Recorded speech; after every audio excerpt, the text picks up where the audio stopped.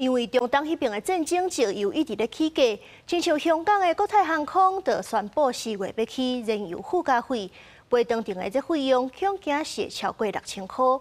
乒乓協會就建議講，有要出國的旅客3月底之前趕緊買票，才袂去貴着。也若是咱國內汽油、柴油的介紹，中油是宣布講後禮拜一開始，汽油起1.7塊，柴油起1.5塊。中油是表示講，若是照波動油價來看，是愛起超過10塊的。中油是盡量吸收，減輕民眾負擔。不少人佇機場塞大包小包行李準備出國，也毋過受到中東戰事影響，推升國際油價加懸。傳出有幾間航空公司要調懸燃油附加費，未來買機票恐驚會變貴啊！我們有錢就出啊，沒有錢就不要出去啊，對不對啊？然後我們很久出去一次，要調漲應該差不了多少啦。其實一點點影響也還好，對啊，就是出去放鬆啊，也沒什麼，對啊，不會影響啦。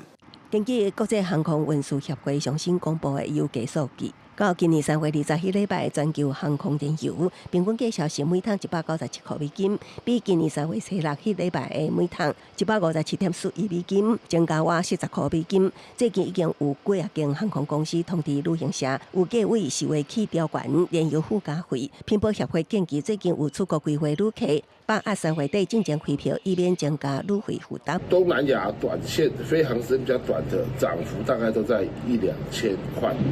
那如果是飛到歐美飛長的，飛得越遠的，那漲幅就越高。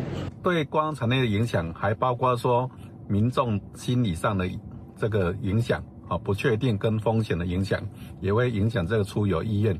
香港國泰航空頂日宣布，4月起調整燃油附加費，內程航班調升到美金50塊，大約代表160；長程航班是調升到200塊美金，大約代表6400。另外，國內國際航空今時內底咧起價，會等4月7日中油公告航空燃油計數內定。那達到底限調整，航空公司會當以上新油價計算調整幅度，各向民航局備查7日了後，就會當生效。記者綜合報道。